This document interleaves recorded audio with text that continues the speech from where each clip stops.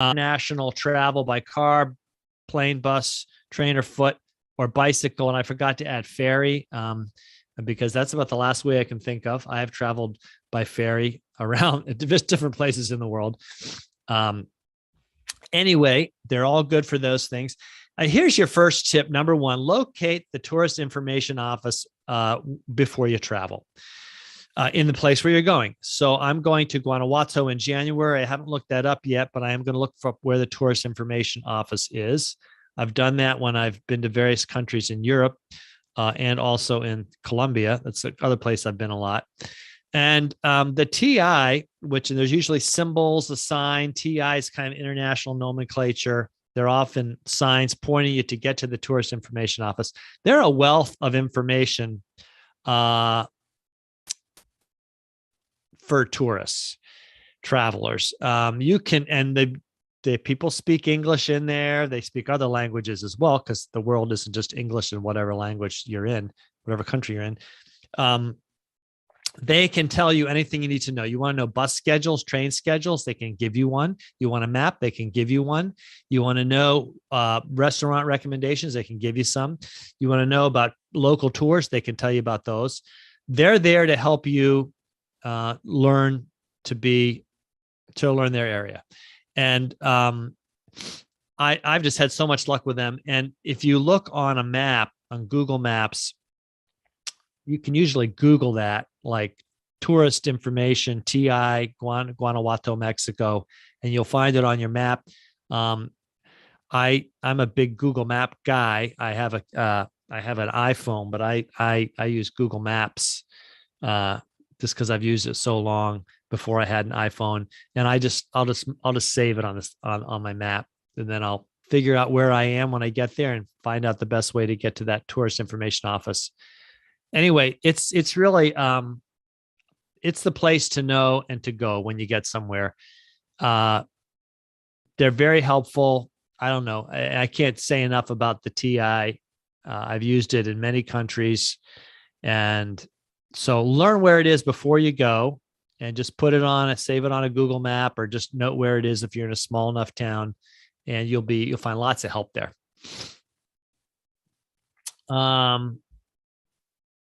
I don't know why this is bonus tip number 2. Okay, it's a tip. I guess I thought it was a bonus. Look, get a multi-country adapter for your phone and your USB powered devices. I've got one of these. The model I'm showing you there is LensSent. LensSent, and I'll at the end I can show you. I'll get rid of my background. You can see how it works.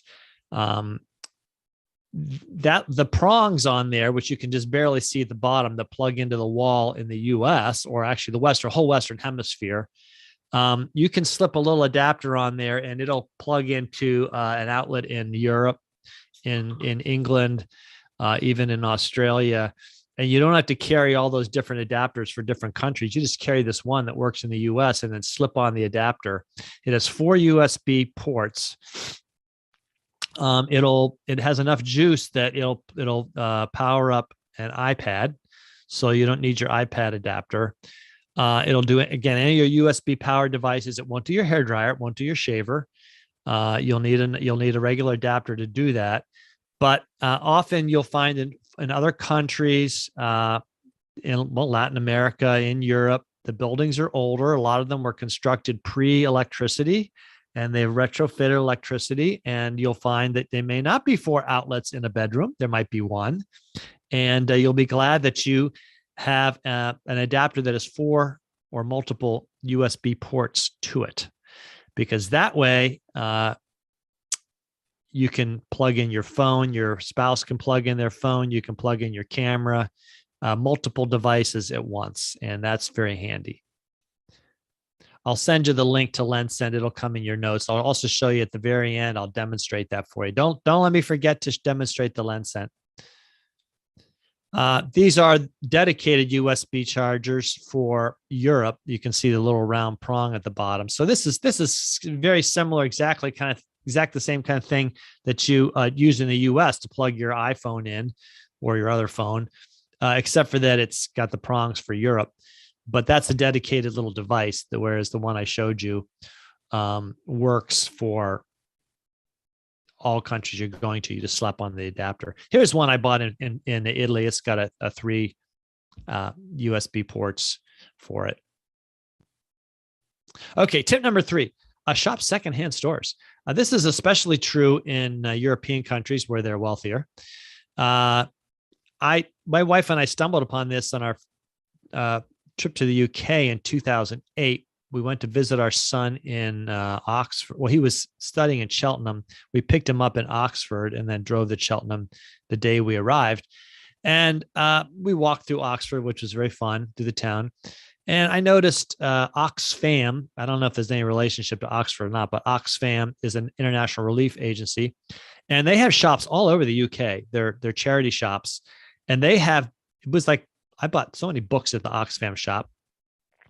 But they have all sorts of other nifty stuff. And then they have other shops in the UK that are charity shops, these secondhand stores. They're usually like Heart something. They've got their medical charities, the Heart Association store. And you'll find even new stuff in there. But we found a lot of nifty things, not just books and maps, but all sorts of interesting things. Stuffed animals that were like brand new that we could take home as souvenirs. And they were like a fraction of what you'd pay in a store. They were really cool. So we started noticing this in England, and then we saw them in Ireland, and then we saw them in Germany, and then we've seen them in, I think, in pretty much every major European city we've been in. England seems to have the most, but Germany has a lot too. And so we're always on the lookout for those places when we're walking through a big town. This just wouldn't occur to you to go into a secondhand store to buy something neat from another country. So just look out for the secondhand stores. Is that What's your that? wife?